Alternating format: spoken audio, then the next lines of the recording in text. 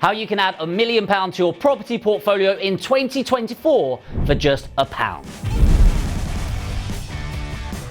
And yes, it's incredibly clickbaity what I just said. However, bear with me because it's kind of true. So this is something called lease options. Now, you may have heard of them already. I will give you the basics of them and how to actually apply them. Now, if you watched any of my prior videos from about 3 years ago, I'm not a massive fan of lease options in general until the right environment creates itself. And 2024 is the perfect environment for creative deals, and you genuinely will be able to add millions to your portfolio for pennies on the pound. Let me go through the basics. This is not showing you how to do full lease options. If you want me to do a genuine tutorial on lease options, like an end-to-end, put lease option in the comments and I will get it done for you. And again, if that is you, make sure to subscribe so you know when it's coming out. The basics of this is you take control, not ownership of a property. So it means that you can agree a price today and you have the right but not the obligation to purchase that property at any point in the future at a predetermined time, but you are not obligated to buy it. Whereas the vendor, the person selling the property, they are obligated to sell it. Now, that's a lot of words. What the fuck does it mean, Jamie? So, let's say we've got this house here and our mate Trevor over here, look at him, the happy little bastard, is looking to sell it. And then I'm over here, I'm slightly shorter than Trevor because I'm a short ass. Right, don't know why I look like that, but that's me buying the property. Now, let me give you an example. Most people think you need to be negative equity, by the way, which is when there's more debt on the property than it's worth. But that's just not the case. It's purely situational. And I'm going to show you how you actually close these deals. So, let's say this property is worth 200,000. Let's say the rent on this property is 1,300. So I'm going to put purchase price and then rent. 1,300, but the debt, the mortgage on this is, I don't know, £170,000. So 170 grand. So on this property, let's say the mortgage that this person had on it was 2%. But they are one of the 1.4 million people in 2023 where their mortgage come up for renewal. It's now on variable rate. They're now paying 6% on it. So suddenly they were making profits of maybe £800, but now they're making profit of £150. And suddenly it's not worthwhile for them. They want to get rid of it and they've got a personal situation. And I'll go through typical situations that you see on this, okay? So they're making that money, now they need to get rid of it. So let's get rid of this writing and go back to what I would do. So now that we understand that situation, I want to understand a little bit more. Number one, I want to understand how long does this have on the mortgage? So the mortgage term. That's really important for me because if their mortgage comes up in a year or two, it's hard to get a long-term control of this property. So how long's left? Let's say on this one, it's 13 years. Number two is, does it have consent to let? What that means is, does it have consent to let from the lender to say, yes, you can rent out this property? If it doesn't, not a big deal. You can get consent to let from the lender. Now, as I said, this property has debt on it of 170 grand, but it's worth 200. Now, if he needed to sell quickly, he might get, let's say, 175. If he needed to sell it really quickly, he'd reduce the price and sell it for 175. So think logically with this. If he did need to sell it quickly because of his personal situation, he'd only get £5,000 out of it, right? However, let's say you said to him, well, look, if you sold it quickly, you'd get 5 grand out of this. And he goes, yeah. And I go, okay, but what's your reason for needing to sell quickly? I'm moving abroad. I don't want it anymore. It's just been a bit of a hassle. The tenant's a bit of a nightmare. He won't leave. He's going to be kicking him out. And then I'd need to sell it when I can. All of that sort of shit, right? So here's what I do. Let's say it's got 13 years on it. I say, look, if I could babysit the mortgage, if I could pay everything and you walk away from the property, but I take away all of the obligations from you, would that be something you're interested in? Well, yeah. Now, let's say I wanted to sweeten the deal with give him 5 grand as well, then you could, right? But we'll go through that in a moment. So I'll go, okay, let's say I also bought it from you at 180,000. Would that make you happy? Yeah, it would. Okay, great. So if I bought it at 180,000, but it's not going to be today, I'm going to buy it anywhere between now and 10 years, would that be something you'd be interested in? Yes. Now you have to bear in mind, your mindset go, why? Why would he do that? Why wouldn't he just sell it now? Well, as I said, because if he needs speed, which this person, Trevor, needs, then actually it's more about how fast can he get away from the obligation of the property and get a bit of money in his pocket. Now, the reason I said for a pound is a majority of lease options, you send a pound. And you might think, why would you even send a pound? Because for a contract like this to be legally binding, there must be consideration. And consideration in legal terms is sending over some money. So even if it is a pound, and honestly, I might be able to even get a print screen up here of where I've sent a pound to somebody on this to secure the property. So here's what happens. Let's say, for the sake of this, we give him 5 grand. And he gives us the property here. So let's say at any point between now and 10 years from now, I can buy the property at 180,000. But bear in mind, I've already paid 5,000 of it. So at any point, I can buy it for 175 now, because I've already paid this money, right? Now, the thing to understand is that if I walk away from the property, which is my right, I will lose that £5,000. I don't get it back, right? But in the meantime, I will rent out this property to this little fella down here who's going to pay me money on a monthly basis. And I will get all of that profit. I pay for the mortgage and I basically act like I own the property already. Apart from I don't, I control it. Now, let me go through some scenarios with you that you might not know about lease options, and then I'll show you how to negotiate them. So, scenario 1, let's say the property market dips and the property is now worth 170k. And for whatever reason, over the entirety of the next 10 years, it doesn't go above that. It could even go down further. Now, what's the chances of that happening? Next to 0 chance here. But if that does happen, what I can do is at the end of the 10-year period, I can go, do I want to buy it? Would you buy this? Let me know in the comments. If it's negative equity over the next 10 years, would you buy this property? Probably not. So what can I do? Thanks very much for the 10 years. Here's the keys. See you later. Right? Let's say option 2 is it kind of goes up and down and ends at, I don't know, 185k. So it's made a bit of money. Should I buy it? Should I not? Honestly, I think this is going to be a judgment call. For example, if this has been a really good earner as a profit center from the rentals coming in over that, you might go, yeah, I will buy it. Or you might go, hey, it's got 3 years left on the mortgage, remember, because it had 13 years, you might extend it. Now let's look at a more reasonable situation. Let's say it's genuinely worth 200,000 today.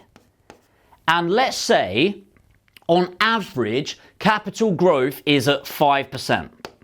So, we're not going to do compounding. If you don't know what compounding is, it's when growth grows on growth and you get a ridiculous figure. Like if you said 5% growth for 10 years, it's not 50% over a 10-year period. It'd be more like 100% because it compounds. But let's just say you've got 5 years and you get 25% growth. Okay? 25% on there, it's worth 250k. Let's say, by the way, because you've got the right to buy this property at any point from today to 10 years. Let's say you get to 5 years and you're like, do you know what? I want to start monetizing from this. What can you do with that property? Well, number 1, you can purchase the property. But what price do you purchase it at? It's this price here, which is remember, we agreed 180k. But we got 5k up front, so it's actually 175. So you can purchase this property at 175,000 now, but it's worth 250. Does that make sense? Are you getting the power of this? Now, bear in mind, a normal property I'll take on for £1 and then get the profits from it for the duration of the control, and then I can buy it at that. But it actually gets better. Let's say I decided, do you know what? 250 grand's a good price. I've got 5 years left on this, and I think it's not going to go to higher than 250. What else can I do? Well, what I can do is I can sell the property without even owning it. So because I've got full control and something called power of attorney, again, I'm going to do a full breakdown on lease options if you put lease options in the comments. I can sell the property without owning it for the 250. The vendor, the owner of the property, gets their 175k, and then I get my £75,000 profit. Is this making sense? If this is the first time you've ever heard of this, you can be like, right? Now, let's say the vendor goes, hold on a second, you're selling it for 250,000. That's not fair. I'm only getting 175. Tough. That's the thing with lease options. You have the right, but not the obligation to buy the property, but the vendor is obligated to sell the property. So this is where it's really powerful, because you can get really creative with this stuff. You can do lease options, then refurb it and then refinance it. You can do, let's say I've got a block of flats. I could put a lease option on a block of flats, title split them, which might be a bit advanced for this video, and then sell the individual flats in between. Okay, this is the creative deal structure for 2024. Now, I just really wanted to give you the basics of it. So let me show you how to negotiate it. And if you want me to do more detail around this, let me know. Put lease option in the comments. And by the way, if you have been watching me for a while and you're thinking, I'm ready to invest in myself, I'm telling you, 2024 is the best year yet for doing this. If that's you and you're ready to back yourself, let's have a conversation. No hard pitch whatsoever. It's completely free. Put education in the comments right now. You'll have a one-to-one strategy session with myself or one of my team, and we'll help you map out 2024. And if we feel we can help you, we'll present what opportunities you've got to work with us, and we can educate you on a more personal level. If you want access to that, put education in the comments below. So how do we negotiate this? Well, a top tip for you whenever you're negotiating is, number one, listen, you've got 2 ears and 1 mouth for a reason. Use it in that ratio. But also, you can guide an answer towards where you want to do it. And I do this by always presenting 3 options. Option number 1 is cash, option number 2 is mortgage, and option number 3 is your creative. And in this case, we're talking a lease option, but there's exchange delay completion, assisted sales, there's so many different opportunities in the creative, but lease option. What the hell does this mean, Jamie? Well, first of all, I'm going to listen to this person's situation. Remember, they've got a property that's worth 200k. And this person needs some speed, so they're probably going to go with option 1 or option 3. Now, here's what an offer might look like. Cash being, I'll buy it cash. The reason cash is different from mortgages, I have to put more money in, so it's going to be a lower offer, but the benefit to them is the speed of getting this done. So I can buy a cash deal in about 4 or 5 days, whereas a mortgage is going to take more like 8 to 12 weeks. A lease option I can do in about 2 weeks if everything's there, okay? So let's say cash, I was going to buy 150 grand. These numbers are made up, obviously, but it gives you an idea. Let's say a mortgage, I would pay 170k, and a creative, I'll pay 180k, but obviously that's going to be in the future. Now, the reason why I always put 3 offers, no matter what, even if I think there's no chance they take this, is to present the different outlets. When you're talking to vendors, a lot of them will go, well, I'm going to go elsewhere to see what other offers I get so I can compare all of them, right? What if they could compare all of their offers with you? Now, when you say, I can pay this much for your property, what you're going to get is a yes or a no answer. I'm going to say that again. You will get a yes or a no answer. However, if I said to you, hey, we actually do a full process of purchasing properties. We can give you the 3 opportunities all in one place, and then all you need to do, Mr. and Mrs. Vendor, is let me know which one works for you. So if you're looking for a quick sale, we'd end up at 150 grand cash. If you're looking, you can wait, 8 to 12 weeks, we could do 170k, so you get a bit more money. And if you're willing to wait, and actually your main motivation is to get away from the property and the hassle as soon as possible, we can actually give you 180k. It just won't be for now, and we'll just babysit your mortgage in the meantime. So with that in mind, which one works for you? Is it number 1, 2, or 3? And this is called a contrast close. So I'm not going to go into sales techniques, but instead of does this work, yes or no, it's which one works better for you. Now, let's say I wanted to influence the one that they pick. Well, how could I do that? So let's say I wanted to go with the creative. So if I wanted them to accept the creative offer, and I know my max creative offer is 180k, I'll put that at 180, and then I'm going to drop these two. So it might be 120k and 145k. Now, without even knowing your motivation, I know that if I present this, more than likely they're going to look towards the creative offer and they'll start talking about that. Let's look at scenario number 2. Let's say I wanted them to take the cash offer and I know the max I can offer is 150k. Well, I can offer 150, 153, let's call it 154, which is actually what my offer would be, or 160. Now, again, most people naturally would guide towards the cash offer if they've got some urgency and motivation. Also, a mortgage is going to be higher risk. The cool thing with angling this way is it's very rare somebody will take 154 mortgage, by the way, over 150 cash. You'll just have to trust me on that one. There is a chance they'll go, actually, I'd prefer the 160. The thing is, I was willing to pay 180 there. So now I've just saved that. So if I then wanted them to go for my mortgage option, which I think we said was 170 max, again, what I'm going to do is push that offer further away and this offer closer. Okay? Hopefully this will make sense. So my cash offer is going to be 120k, or I can give you 175, but it will be in the future. Now again, naturally you're moving there.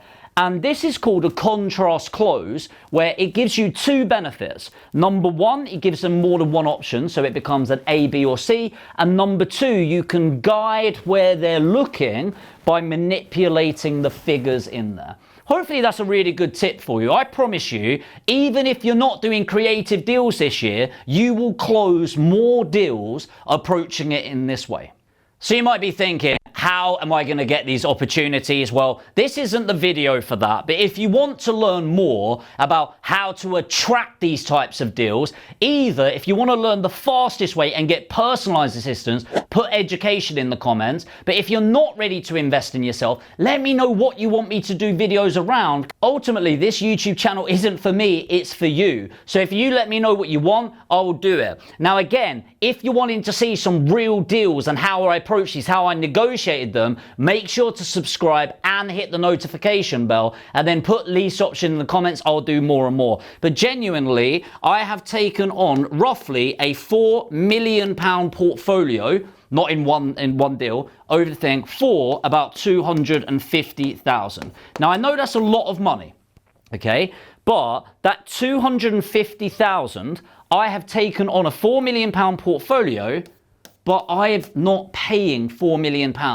I'm paying about 3.2 million on this £4 million portfolio. I've put in 250 grand. So I've got 800,000 in equity in day one. But you might go, but you don't, Jamie, because you don't own it, you only control it. Correct, apart from the fact I've also got legal charges over the 800,000. So I've got full control of that 800,000. 250 comes off the 3.2, so I'm actually ending on 2.95 purchase price, and I've got a £4 million portfolio from that. And so let's say on this, I invest, just to give you some quick numbers here, 250k invested. I mean, let's say, it doesn't even matter. Let's say over a 10-year period, I make 25 grand a year from a £4 million portfolio. So that's 250k from rent, net rent. That's cash flow on there. But more importantly, let's say I have 50% increase over. By the way, property typically doubles in 10 years, but let's say 50% growth. What is 50% growth on a £4 million portfolio? £2 million. And of course, I've got my inbuilt equity from now, 800,000. So I am going to make 2.8, 3,050,000 pounds profit from a 250k investment. Not bad, right? That's pretty fucking good. And the thing is, they're not that rare. They're not that unique. You just need to know how to find them, how to market them, how to communicate effectively, and make sure you're actually helping the people. Like the people that I've helped with this, it was a bloody great deal for them because the money for them meant more, okay? These deals, they come across if you're looking for them and if you know how to look for them. So if you want to learn more on how to do that, put education in and you can actually invest in your education and it will help push you to the next level. Smash the like button if you got value and I'll see you in the next video.